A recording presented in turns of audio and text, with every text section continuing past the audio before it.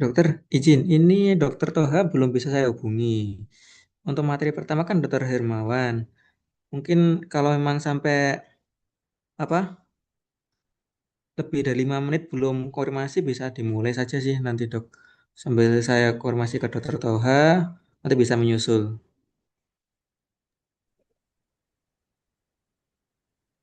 Iya. Ya. Mas Adrian, coba di setting apa virtual backgroundnya itu masih belum ganti ya, Mas? Oh,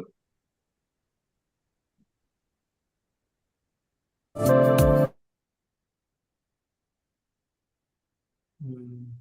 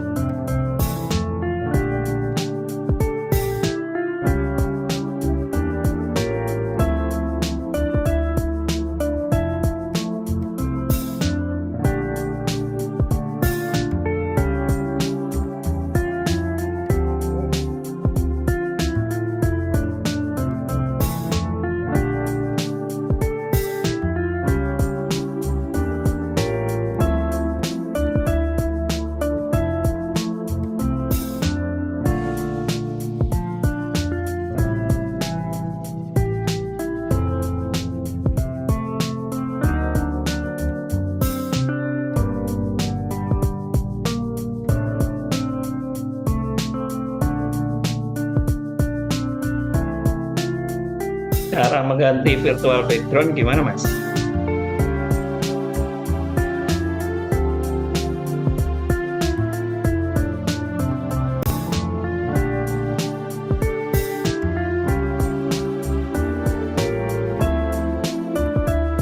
Di setting di video nanti ada pilihannya dok. Nah, ini Pengaturan. nggak ada, Mas. Kan video dan efek. Nah, kok nggak ada pilihannya ya? Oh sebentar. Video, pengaturan video muncul nggak dok? Ya, video and effect setting. Nah, nggak Nanti muncul, ada Mas. latar belakang video virtual. Yang mana, Mas? Kok nggak muncul saya? Coba tak login lagi ya, tak keluar dulu ya. Oh iya iya. Iya. Nggak usah. Betul, Mas Cid, Oh, ini Cid. gimana dong? Itu gambar video, dan Ya. ada sebelahnya itu kamu tekan. Di bawah itu ada video and effect setting. Nah, ya benar. Sudah dok. Terus? Terus kamu tekan efek video dan efek setting gitu ya. Terus kamu geser-geser sampai nemu virtual background. Oh iya, udah dok. Iya. Virtual background terus kamu geret paling bawah itu ada plus virtual background. Kamu tarik plus yang tadi di download masukkan di situ. Oh iya dok. Mantap. Nah ini ya, udah ya. Oke oke, sampun dok. Mantap. Makasih dokter Irmawan. Iya. Dokter, ini Dokter Toha belum bisa dihubungi ini. Mungkin bisa dimulai saja nggih? Pripun? Oh, iya. Sampun Siap. saja. Nggih, nanti bisa dimulai. Mungkin saya hubungi sekalian Dokter Toha kalau memang sampai sesi Dokter Hermawan selesai belum Dokter Toha belum bisa join, mungkin bisa dilanjut diskusi saja sih dok. Jadi info Dokter Toha sedang ada kendala gitu.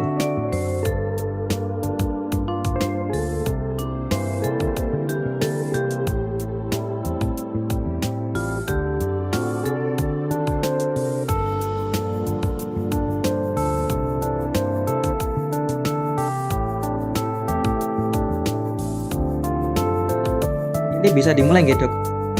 Berarti saya mulai nih, Mas. Oke, jadi nanti ada operator yang mulai sampai nanti ada selesai apa lagu Indonesia Raya sama Mas Hidi, baru Dokter Rosid nanti yang buka webinarnya. Oh ya, siap. Ya, monggo Mas bisa di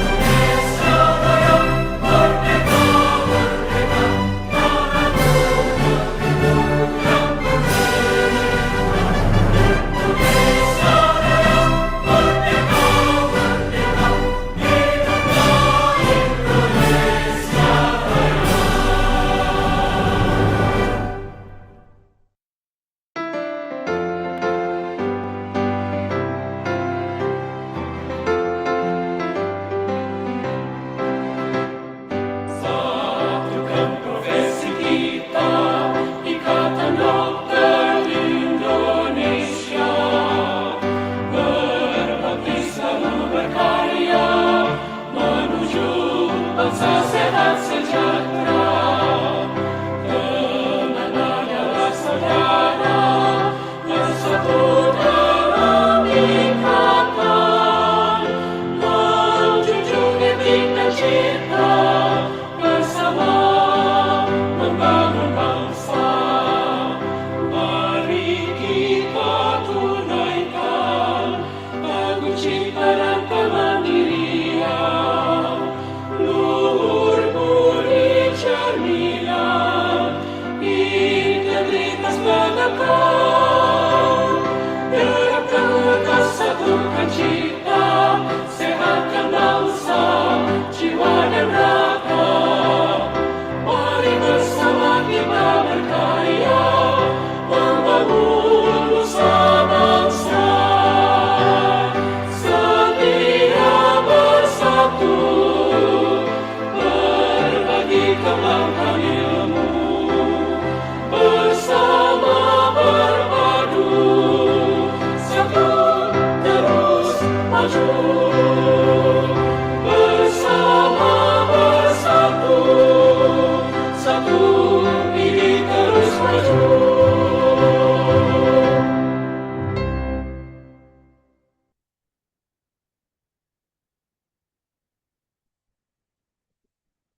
Ya, Assalamualaikum warahmatullahi wabarakatuh. Selamat Waalaikumsalam. sore untuk rekan-rekan teman sejawat semuanya. Selamat datang di webinar Dolan seri ke-140 ya, diskusi online mingguan, yang pada kali ini temanya adalah Pre-Hajj Medical Assessment, Identifying High Risk Condition and Medication Management for Pilgrims, atau diterjemahkan dalam bahasa Indonesia ini adalah asesmen medis prahaji, mengidentifikasi kondisi-kondisi high risk dan manajemen medikasi atau pengobatan untuk para jamaah haji.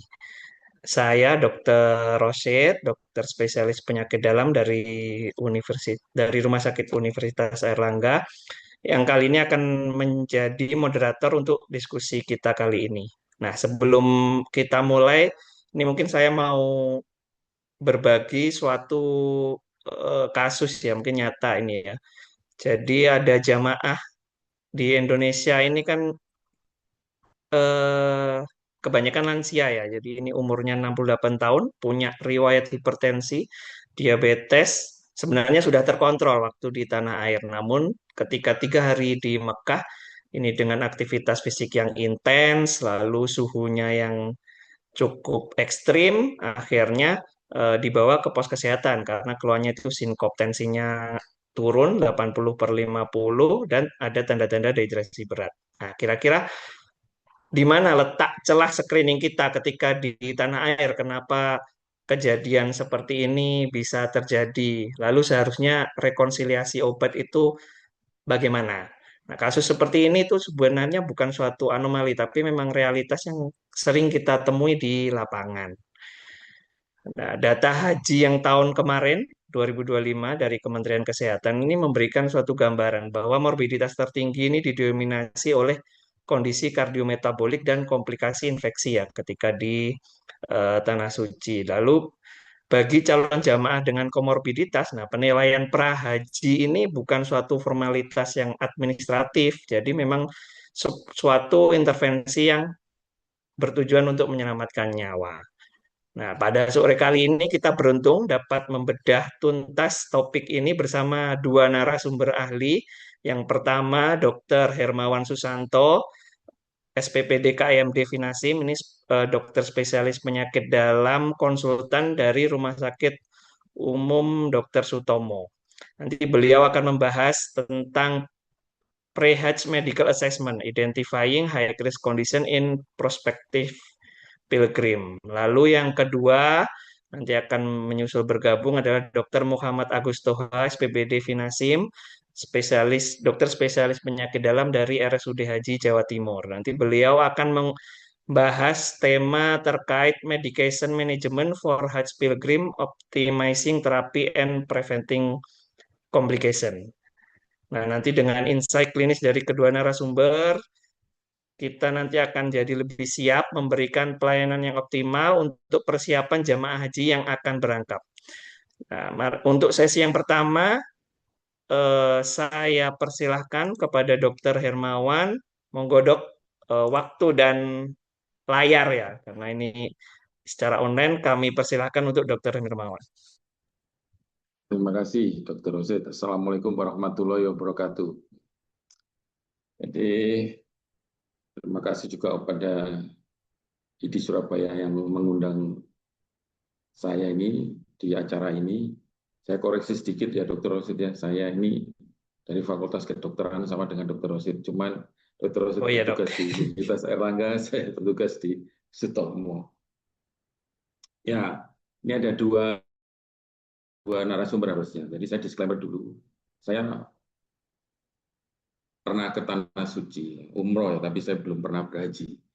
Tapi saya memang masuk dalam tim Dinas Kesehatan Kota Surabaya untuk mempersiapkan jamaah haji Kota Surabaya untuk mencapai istitoah dan permasalahan-permasalahan yang terjadi. Sehingga judul yang diberikan ini cukup relevan dengan apa yang saya kerjakan. Jadi mulai screening dan persiapan untuk jamaah haji. Sedangkan Dr. Agus Toha adalah dokter yang sudah seringkali ke sana untuk menjadi tim kesehatan haji, dan beliau juga akan bisa menceritakan apa-apa saja yang bisa dilakukan di sana selama jamaah haji yang sudah kita persiapkan dengan baik kemudian sampai di sana muncul sesuatu yang di luar prediksi selama di tanah air, gitu ya. Ini saya akan berbagi layar sebentar, dan kita akan berdiskusi sebetulnya sepanjang lebar. Bagi saya ini dari penyakit dalam, jadi bahwa untuk mencapai istiqoah itu banyak sekali hal-hal yang harus dipenuhi ya. Salah satunya juga dari neuro dan sebagainya, sehingga mungkin di luar kompetensi saya, tetapi yang bisa kami sampaikan adalah di bidang penyakit dalam, terutama di endokrin metabolik ya. Saya izin berbagi layar, Dr. Rosid. Ya, Dok, monggo, Dok.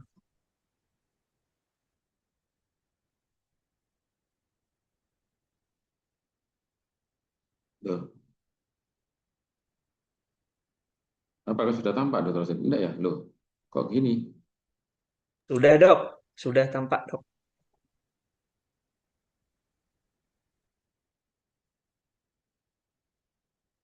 Sudah tampak ya? Sudah, Dok. Apakah layarnya bisa berubah ya? Bisa, Dok. Ini slide kedua. Oke. Jadi ini saya mendapatkan tugas mengenai pre-health medical assessment ya di DTVK, high risk condition prospektif. Jadi tahun ini adalah peraturan baru. Jadi banyak hal-hal yang menjadi concern kita semua di tanah air, karena ada beberapa permintaan dari Arab Saudi untuk memperketat screening jamaah dan sebagainya. Jadi sekarang itu ada istiqoah global, di mana data medis kita itu secara global semua data terekam di Arab Saudi. Jadi kalau misalnya ada sedikit aja yang kita input mengenai kondisi jamaah, maka akan terekam di sana. Sehingga kalau dulu istiqoah itu ya mampu dan mau gitu ya, sekarang itu lebih ketat lagi untuk terutama di bidang kesehatannya. Jadi istiqoah itu istiqoah finansial, istiqoah waktu, dan istiqoah kesehatan. Nah, persiapan kesehatan jamaah haji jauh-jauh hari itu bukan lagi pilihan, tetapi harus, gitu ya. Jadi kita nggak bisa kemudian, waduh nanti mendekati dipanggil untuk berangkat, maka kita akan mempersiapkan, tidak. Jadi kita jauh-jauh hari akan mempersiapkan itu. Prinsip untuk jamaah haji itu sebetulnya bisa dipakai untuk prinsip kita sehari-hari sebetulnya. Jadi bagaimana caranya yang sehat ini jangan sampai sakit. Kalau sudah sakit, jangan sampai masuk rumah sakit. Kalau sudah masuk rumah sakit, jangan sampai masuk ICU dengan selang infus yang melilit. Prinsipnya kan gitu. Nah, itu butuh persiapan. Nah, what's next? Apa yang bisa kita lakukan? Yang pertama adalah periksa medical check up lengkap ya. Ya, kalau bisa setahun sebelumnya. Kenapa demikian? Kalau ternyata dari medical check up itu ada hal-hal yang perlu diperbaiki, kita mempunyai waktu yang cukup untuk benar-benar memperbaiki baik kondisi penyakit kita yang baru kita temukan maupun mempersiapkan hal-hal yang lainnya. Jadi screening itu sangat penting sekali. Makanya sekarang pemerintah juga melalui puskesmas, melalui dinas kesehatan dan puskesmas di Surabaya ini terutama, dan melakukan screening gratis. Jadi medical check up, terutama internal dasar, kemudian paru, jantung, itu sangat diperlukan untuk persiapan kita. Nah, berikutnya, kalau medical check up sudah kita lakukan, sebaiknya yang berikutnya adalah kita kendalikan gula darah dan tensi darah kita. Batasnya seperti apa? Secara jurnal, secara ilmiah, bahwa secara internasional gula itu kalau bisa targetnya gitu ya di bawah 180 untuk gula darah acak maupun 2 jam setelah prandial ya, postprandial. Yang berikutnya gula darah puasa kalau bisa di bawah 130, dan HbA1c di bawah 7 pada pasien-pasien yang sudah kena diabetes, targetnya seperti itu. Sedangkan untuk istiqoah itu harus di bawah 8. Nah, artinya kita masih punya kesempatan untuk istiqoah terhadap diabetes ini dengan A1C. Demikian juga tensi darah batasnya 140/90. Jika bisa, maka kita harus lebih turun lagi supaya lebih aman, baik istiqoah maupun untuk kesehatan kita sendiri. Nah, kendali gula dan tensi darah ini tentu tidak lepas dari yang namanya lifestyle, yaitu diet dan exercise. Tetapi exercise itu harus terukur sesuai umur, gitu ya. Harus sesuai umur. Ya kalau usia 80 tahun, oh ya Anda bisa exercise-nya futsal gitu kan, enggak gitu juga gitu ya. Biar sesuai dengan umur.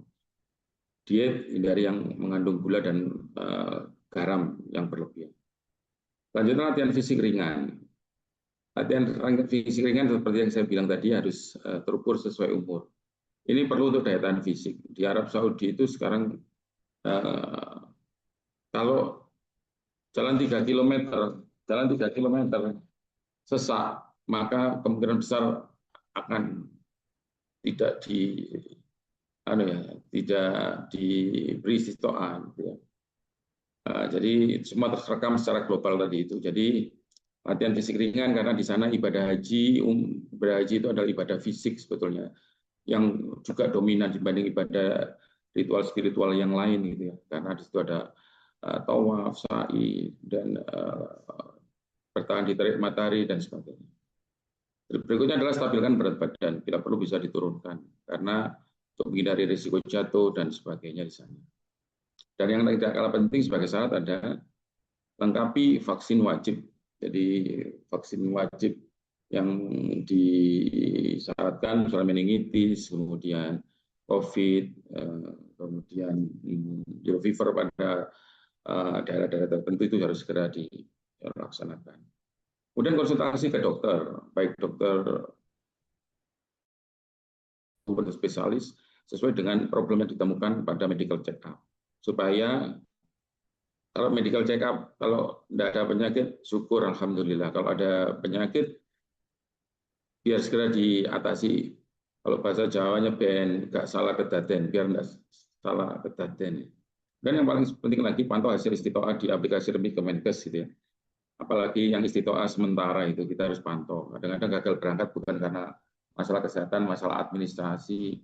Kadang-kadang kita apel, jadi kita harus proaktif untuk melihat itu supaya istiqoah untuk melakukan ibadah haji. Nah, ada beberapa penyakit sih memang yang memang disyaratkan supaya tidak diberi istiqoah tidak berangkat. Jadi yang pertama ada gagal organ berat, misalnya jantung atau PJK yang berat, gitu ya. Terus mengalami gagal jantung sehingga pasien dengan duduk pun sudah sesak, apalagi berdiri maupun berjalan. Jadi ada tingkat-tingkatannya, ada yang akan dievaluasi oleh dokter jantung, biasanya akan bekerja sama dengan dokter jantung untuk istiqoah ini. Berikutnya adalah organ hati. Jadi kalau sirosis yang berat, asites permakna, kemudian hepatitis seluler karsinoma, maka sebaiknya memang tidak diberangkatkan. Berikutnya ginjal ini CKD. CKD kalau kita chronic kidney disease ada stage 1 sampai 5, bahkan ada yang end stage renal disease. Kalau yang cuci darah, ya memang diharapkan tidak apalagi cuci darah rutin seminggu 2 kali 3 kali memang tidak akan diistiqoahkan gitu ya, karena akan mengganggu. Kalau CKD belum tentu cuci darah, tapi ada step-stepnya gitu ya.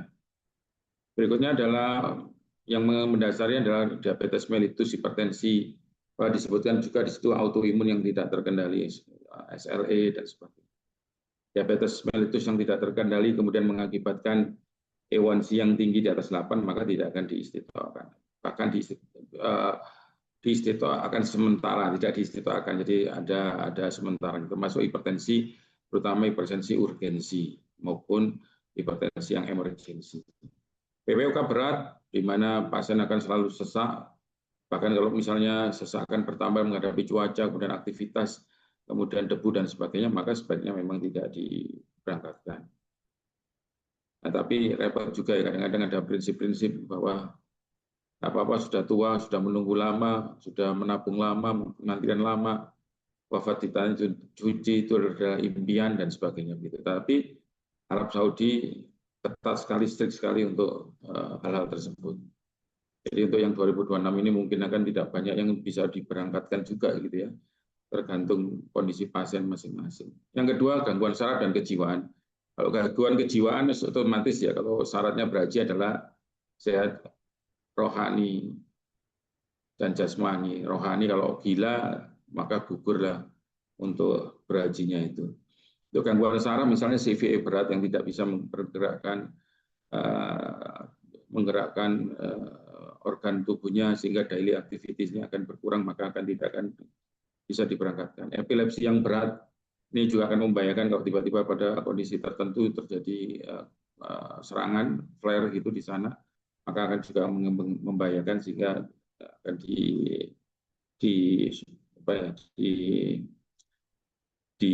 tidak diberangkatkan. Kemudian gangguan gerak, jadi daily activity-nya tidak bisa, maka ya sudah, memang karena di sana adalah ibadah fisik juga, walaupun bisa di lantai 2, lantai 3 pakai skuter maupun pakai kursi roda, tetapi kalau daily activity-nya tidak memenuhi maka tidak akan bisa diberangkatkan.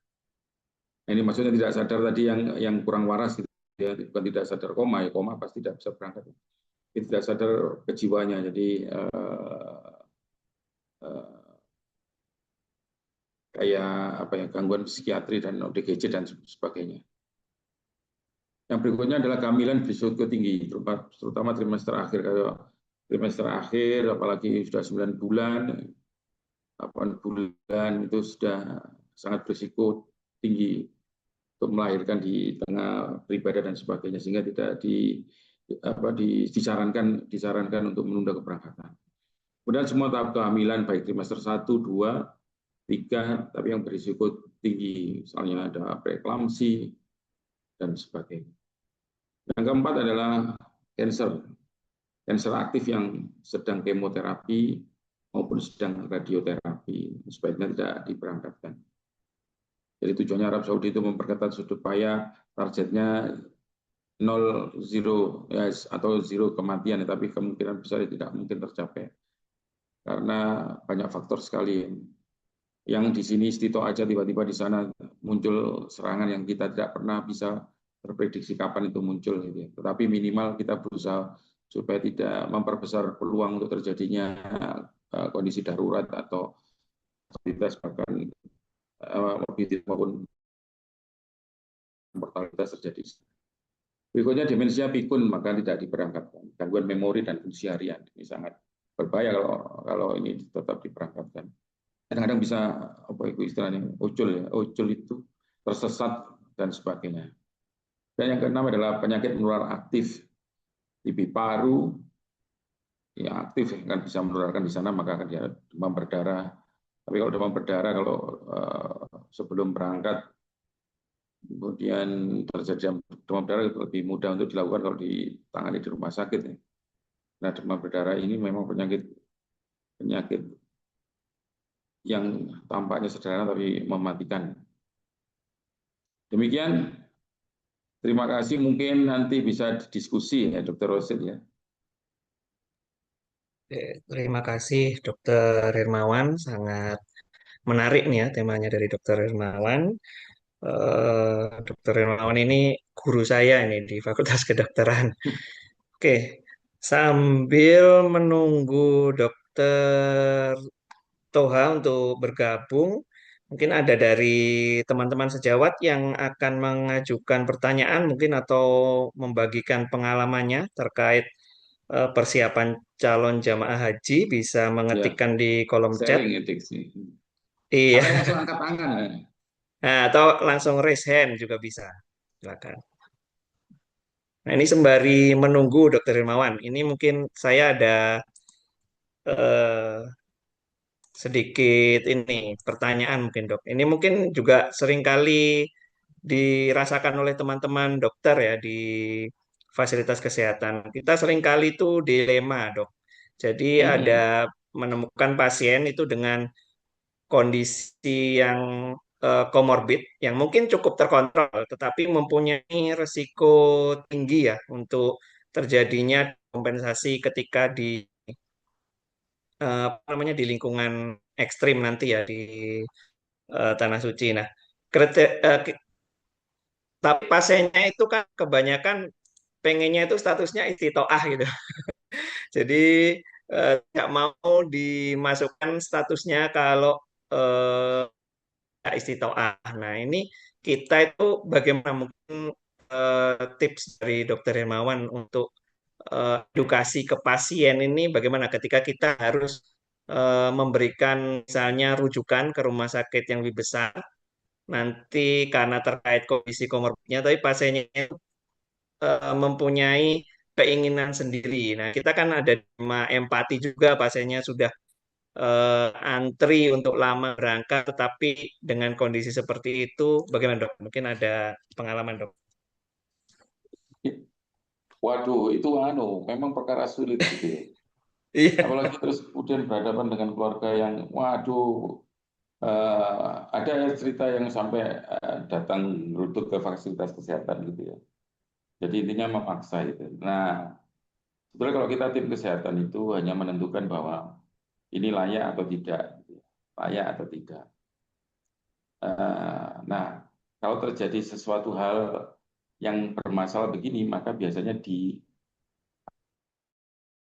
atau didiskusikan dengan tim di dinas kesehatan dok. Jadi dari beberapa fasilitas kesehatan, puskesmas itu ada masalah yang belum istitoah, kemudian seperti apa pengertiannya, maka kami berkumpul di dinas kesehatan untuk mencari apakah pasien ini bisa diistitoahkan apa tidak.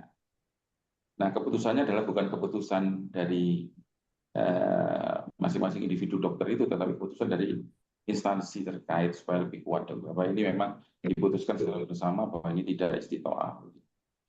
Nah, untuk mengantisipasi itu, mengantisipasi istitoah itu, maka ini pengalaman ya ini ya, pengalaman di wilayah Surabaya ya. Melakukan edukasi. Jadi ketika manasik atau acara manasik atau mereka berkumpul bersama jauh-jauh hari kami sudah melakukan edukasi bahwa satu kalau belum sakit maka dan screening bagus maka kita edukasi untuk menjaga supaya tidak sakit itu tadi. Kalau yang sudah sakit kita menjaga supaya tidak terjadi komplikasi selanjutnya, baik komplikasi sebelum berangkat maupun komplikasi nanti setelah berangkat. Jadi dari dinas kesehatan keliling ke beberapa area begitu, dikumpul jadi satu ketika mereka manasik.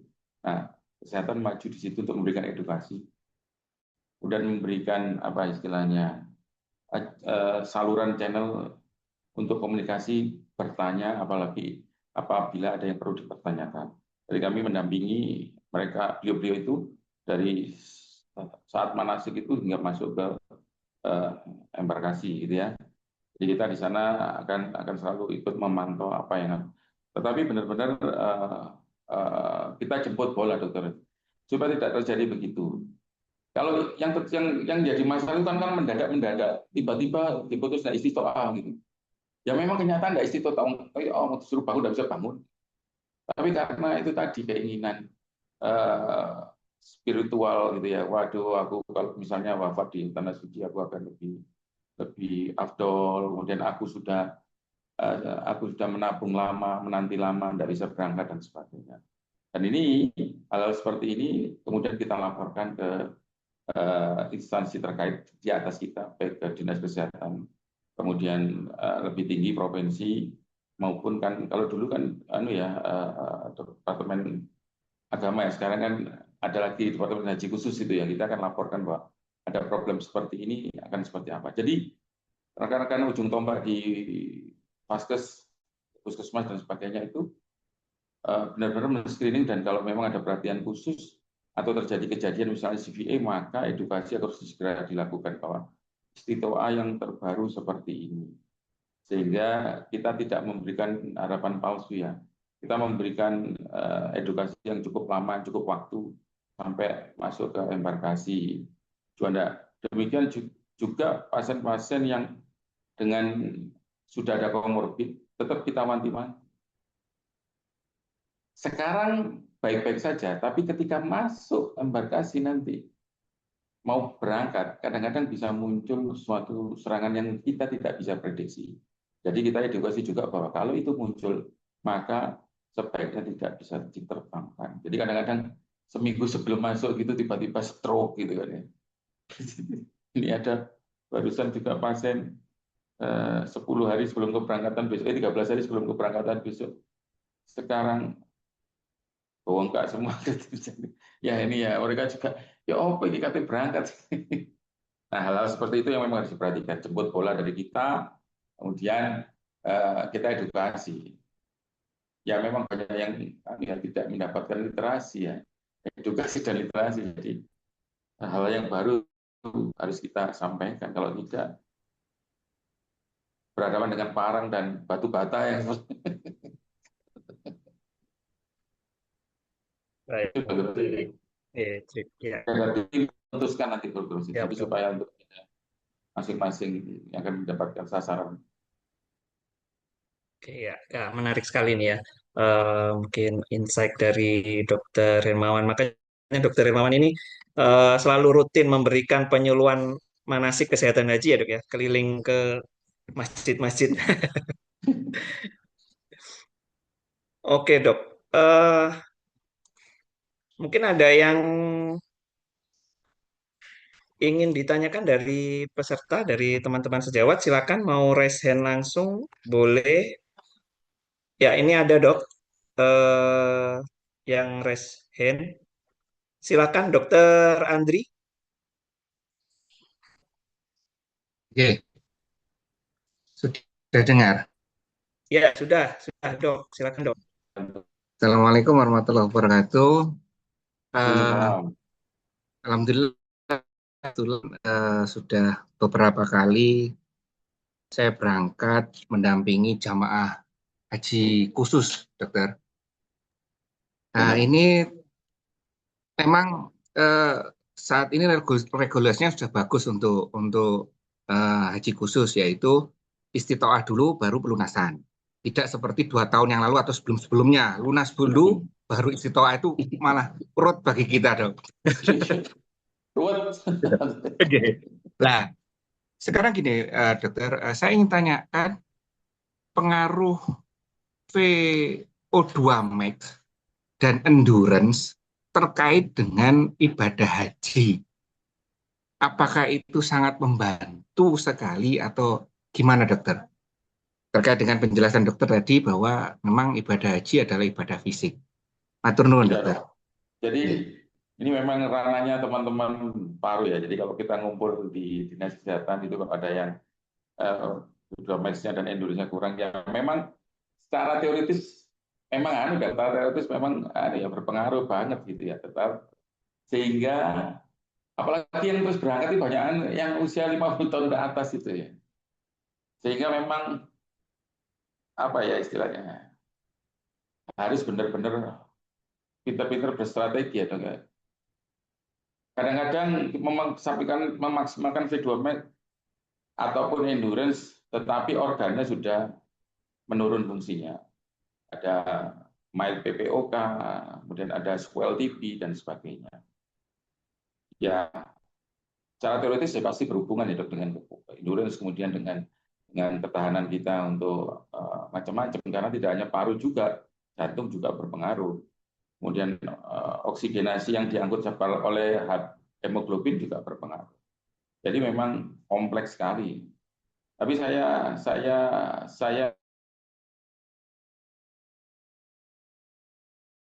mungkin jaraknya tidak sejauh yang haji reguler gitu ya dok ya, lebih Nah, lebih dekat sehingga lebih nyaman dan sebagainya. Tetapi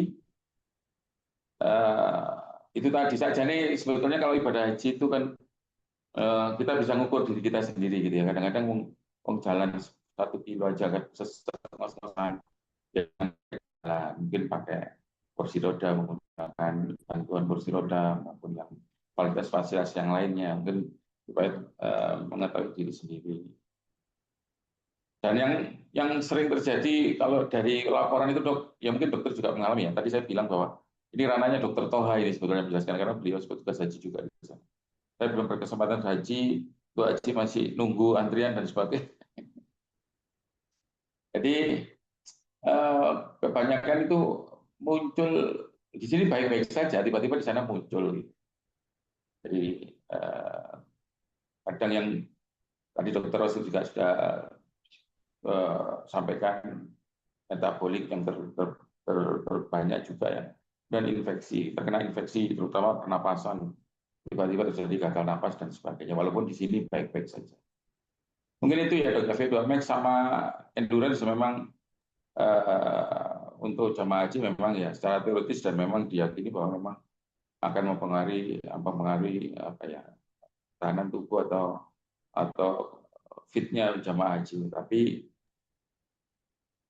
bagaimana kita mengatasi apa yang sudah kita dapat V2 Max-nya yang sudah turun, kemudian Indonesia yang sudah menurun juga, kita antisipasi di sana.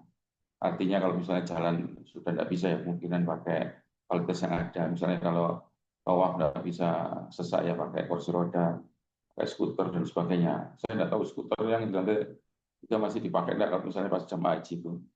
Tapi yang jelas kalau yang kursi roda bantuan dari faktor atau apa itu masih bisa dilakukan. Begitu ya dokter Andri. Tahun Terima ini kasih berangkat dokter. lagi enggak dokter Andri? Insya Allah berangkat tanggal 10 Mei dokter. Iya, sudah kebetulan pasien saya 13 Mei ini sekarang bengkak semua. Iya, Sudah 13 kali. iya, matur nuwun dokter. Jadi semoga sehat, selamat, lancar, mabrur. Amin Ya. dokter. Terima kasih Dokter Andri dan Dokter Hermawan atas pemaparannya. Mungkin ada dari teman sejawat yang lain, silakan untuk Atau gini dokter raise Rosid ini hand. kalau belum ada ya, Ya, ya mungkin bisa disebarkan ke rekan-rekan ini yang di ujung tombak ini mungkin atau punya keluarga atau apa namanya punya jamaah bahwa yang hendak melakukan ibadah haji. Nah, yang terbaru ini bisa umur 13 tahun ini ya, peraturannya terbaru 13 tahun dan non muslim bisa nanti kalau 13 tahun ya enggak ya, tapi yang di atas 40 tahun itu harusnya di screening ya, silakan. Nah, khusus untuk pasien diabetes, kebetulan saya kan dari endokrin metabolik diabetes ya. Satu, bahwa untuk menjaga gula yang tinggi itu diperlukan apa istilahnya usaha. Yang pertama memang diet ya. Kalau kita ngomong diet itu bukan artinya kita tidak makan atau mengurangi makan. Dari American Diabetes Association, Mayo Clinic, kemudian dari Perkeni, dari Departemen Kesehatan yang kita kenal ICPIR itu, bahwa karbohidrat itu tetap diperlukan sebagai gizi seimbang. Cuma harus sesuai kalori gitu ya. Kalau badannya besar makan 2 sendok, hipo dia kalau puasanya diabetes. Jadi yang pertama adalah diet, karbohidrat harus sesuai kebutuhan kalori. Apalagi di sana adalah ibadah fisik. Yang paling penting adalah menghindari yang mengandung gula, baik gula putih maupun gula merah. Jadi kayak palm sugar, kemudian gula aren ini palm sugar ya, kemudian brown sugar, gula merah, gula coklat itu juga harus dihindari karena akan meningkatkan gula yang tinggi. Tetapi jamaah haji kita sarankan selama ini untuk membawa permen, gitu ya. Gunanya apa? Bukan untuk iseng diemut iseng dimakan sambil nunggu bis, gitu bukan. Tetapi kalau terjadi kondisi hipoglikemi, bahwa itu obat darurat yang harus dilakukan. Ya, Jadi yang pertama diet, yang kedua adalah exercise, yang ketiga adalah obat diabetes harus disiapkan. Konsultasilah kepada dokter masing-masing. Mengobati diabetes itu individual. Bisa ada yang pakai obat minum, 1 macam, 2 macam, 3 macam. Ada yang pakai injeksi, insulin, 2 macam, 3 macam, 4 kali, 4 macam, 2 macam 4 kali, gitu ya. Ada yang kombinasi, ada yang insulin, dan ada yang obat. Konsultasikan. Nah, edukasi itu untuk mencegah supaya gula tidak tinggi. Tetapi jangan lupa juga mengedukasi bila terjadi gula yang rendah. Karena kita sering sekali edukasi supaya gula tidak tinggi, tetapi kita tidak mengedukasi gula yang rendah atau hipoglikemi, baik yang ringan maupun berat, mild maupun severe. Ada 3 hal yang bisa menyebabkan hipoglikemi. Nomor 1, asupan kalori yang kurang. Jadi makan sehari cuma 1 sendok obat diabetes diminum. Itu akan hipo. Yang kedua, aktivitas yang tinggi. Seperti jamaah haji ini tawaf dan sebagainya. Maka harus mengenali tanda-tanda hipoglikemi dan menanganinya. Hipoglikemi tandanya adalah keringat dingin, rasa mau pingsan, lemas. Nah, ketika itu terjadi, permen tadi itu adalah obat emergensi. Ya, jadi permen itu penting pada pasien diabetes dibawa untuk, kecuali kalau sudah tawaf dan sebagainya, itu kan tidak boleh ada barang-barang yang lain yang berjahit dan sebagainya, ya enggak ya. Tapi ketika perjalanan persiapan di bis, kemudian wukuf dan sebagainya, itu kan permen itu harus dibawa. Yang berikutnya tadi makanan yang kurang, kalori yang kurang, kemudian aktivitas yang tinggi. Yang ketiga yang bisa memicu hipoglikemi adalah obat yang dosisnya besar. Kadang obat ini tidak besar. Jadi misalnya difluclamid 5 mg itu setara dengan mengatasi makan 1 piring begitu ya. Nah, tiba-tiba jamaah haji itu atau nggak makan wis aku rasa-rasa nanti bolak-balik ngentut atau apa, dia makannya dikurangi. Sebetulnya dosisnya tetap, tapi tampak besar ketika kalorinya dikurangi. Nah, itu juga harus hati. Jadi mungkin itu Dr. Rosid, bahwa hindari gula, kemudian kalau gula tinggi itu akan relatif dehidrasi, Dr. Rosid. Sering kencing sehingga banyak minum, apalagi kemudian di sana cuaca mungkin, tapi kabarnya untuk tahun ini sejuk ya. Kalau pas cuaca panas akan mempengaruhi dehidrasi, maka akan terjadi hal-hal yang tidak kita inginkan karena dehidrasi. Jadi mungkin itu Dr. Rosid. Jadi hiper juga harus kita edukasi, hipo juga kita edukasi.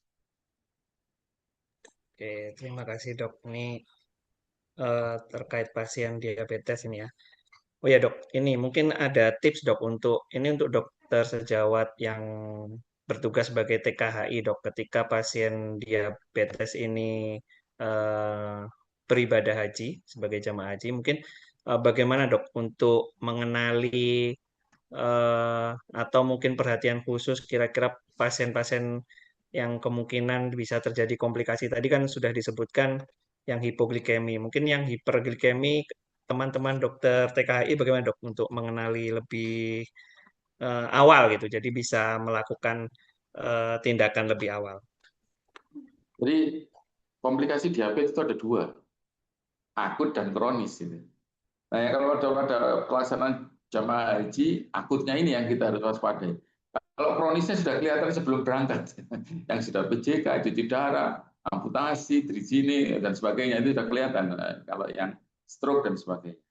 Nah, komplikasi akut ada 2 juga, hipo dan hiperglikemi. Nah, hiperglikemi yang kita harus waspadai untuk jamaah, ada petugas di sana adalah ketoasidosis diabetes dan hiperglikemi hiperosmolar stage. Kalau dua-duanya ini pencetusnya yang paling sering adalah infeksi. Jadi kalau misalnya di sana kemudian ada SARS-CoV gitu ya, kemudian pneumonia, kemudian ISPA dan sebagainya itu bisa memicu terjadinya jalurnya ke KAD atau ke KHS. KAD dan HHS terapinya sama gitu ya. Jadi terapinya sama. Nah, bagaimana mengenalinya? Kalau KAD, pasien itu sesak gitu ya, cepat dan dalam karena ada asidosis. Gulanya tinggi gitu ya. Tetapi kalau HHS nafasnya tidak cepat dan dalam, tetapi dia relatif sering kencing, dehidrasi. Gulanya relatif lebih tinggi dibanding KAD. Nah, dua-duanya juga akan mengeluh lemas. Hipoglikemi juga mengeluh lemas. Tetapi kalau hipoglikemi disertai berdebar dan keringat dingin. Kalau yang lemasnya yang hiperglikemi ini tidak keringat dingin, gitu, tidak takikardi tidak, tapi lemas gitu aja. Nah, alangkah baiknya kalau ada jamaah haji yang seperti ini segera memeriksakan diri atau bawa alat pribadi sendiri, misalnya alat cek gula darah mandiri itu gulanya tinggi apa tidak, gitu ya. Jadi ciri-cirinya adalah kalau KAD sesak, lemas, sesak. Kalau HS lemas, sering kencing dan dehidrasi karena dia hiperosmolar sehingga terjadi osmolar diuresis. Jadi kencingnya lebih banyak sehingga relatif dehidrasi. Penanganannya sama kedua penyakit ini, lakukan resusitasi atau rehidrasi cairan, regulasi gula darah, koreksi elektrolit, koreksi asam basa, dan mengatasi pencetus. Kalau ada infeksi, diobati infeksi. Mungkin itu, Dr. Rasul. Terima kasih, Dokter Hermawan. Eh, untuk pemateri yang kedua dari Dokter Agus Toha ini, sepertinya beliau sedang berhalangan, ada tindakan Cito yang tidak bisa ditinggalkan, sehingga ini mohon maaf belum bisa bergabung untuk untuk sesi tulen kali ini. Oke, saya rasa eh, sudah sangat lengkap ya dari pemaparan Dokter Hermawan, dibahas. Ya, boleh nanti Dr. Rasid bisa diskusi lewat ID nanti teman-teman yang di sini Oh ya, yang berhadapan dengan kondisi-kondisi istitoa di daerah masing-masing. Satu lagi dulu itu masalah ini yang mungkin saya bisa sampaikan. Dulu kalau HbA1c di atas 8 gitu ya. Waduh, ini mau pelunasan, ini belum istitoa. HbA1c-nya masih 8,3, 8,5, nggak bisa. Gimana caranya? Sedangkan HbA1c harus 3 bulan. Tidak. Jadi HbA1c dalam kondisi tertentu bisa diperiksakan 1 bulan, bahkan 2 minggu, bahkan seminggu. Ini hasil dari Jakarta Endocrine Meeting ya, atau Jakarta Diabetes Meeting, saya lupa ini Prof Hidar. Kita bertanya mengenai tentang istiwa masa HbA1c. Secara teoritis memang mengikuti alur dari hemoglobin ya, tetapi pada kondisi tertentu begini kita bisa lakukan untuk pemeriksaan bahkan 1 bulan dengan terapi yang memang cukup intensif gitu ya. Bila perlu memang menggunakan insulin untuk pasien-pasien yang HbA1c-nya tinggi. Nah, tetapi diharapkan dengan pertemuan ini jauh-jauh hari itu HbA1c-nya yang sudah kelihatan tinggi-tinggi itu bisa dimonitor dan kemudian diawasi di tempat fasilitas masing-masing. Jadi boleh Dok 1 bulan, waduh diperiksa HbA1c boleh. oh boleh ya dok berarti ya, nggak harus 3 bulan ya Harus dok? 3 bulan, ya boleh. Boleh. Ya oke, ya, terima kasih Dokter Hermawan. Ini Ya, baik. karena keterbatasan waktu sudah hampir jam 16.00. Ya, Eh, terima kasih. Apabila tidak ada pertanyaan lagi dari teman-teman sejawat, saya akan menutup sesi ini. Terima kasih Dokter Hermawan atas pemaparannya. Ini sangat bermanfaat sekali untuk teman-teman nanti memberikan pelayanan bagi calon jemaah haji. Jadi diskusi sore ini membawa kita pada suatu kesimpulan bahwa persiapan untuk melakukan ibadah haji ini memang harus sangat baik dan dilakukan dalam waktu yang